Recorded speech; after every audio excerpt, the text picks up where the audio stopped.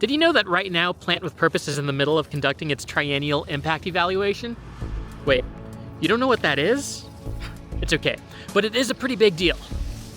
This report tells us if the changes we're hoping to make through our program are actually happening. It tells us what's working, what's not, and ways to get better. It's a tool for both accountability and continuous improvement.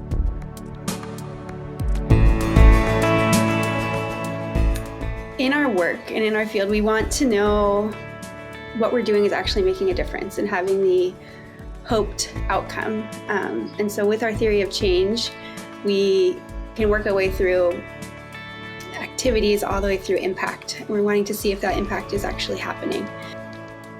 It's easy to find a story or two, or even dozens of stories of families whose lives have been transformed by Plant with Purpose.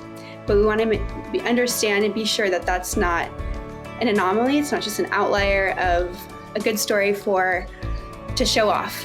But we want to know at the core, is what we're doing working? We have a financial responsibility to utilize our resources in the most effective and responsible way that we can. And we really have an ethical responsibility to do the best work that we can, to serve the people who are in conditions of poverty to the best of our abilities.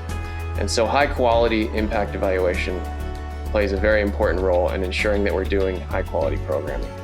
Because if you're not measuring your impact, you really don't know if you're doing high quality and impactful work. Yeah, we talk so much about stewardship. As an environmental organization, it's easy to apply that to environmental stewardship and taking care of your ecological resources. But you're right, this is definitely an aspect of stewardship as well. It relates to financial stewardship and the stewardship of all our resources, the efforts of our partners and all the people we're working with, supporters in our network, everyone who makes the work possible. We will compare what we call a counterfactual, which is what happens when we're not working there, which is generally a watershed where we're not yet working.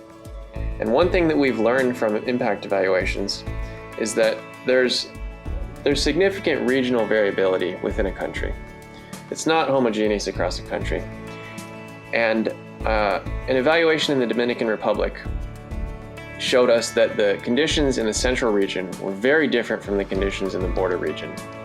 And by collecting impact evaluation data in both regions, we realized that the need in the border region was more severe than we had realized. And that influenced us to allocate the majority of our future resources toward the border region. And that's where we've been expanding since. This is a big effort that requires probably hundreds of people across all of the countries we're working in, with between staff, surveyors, if you're including respondents, thousands of people.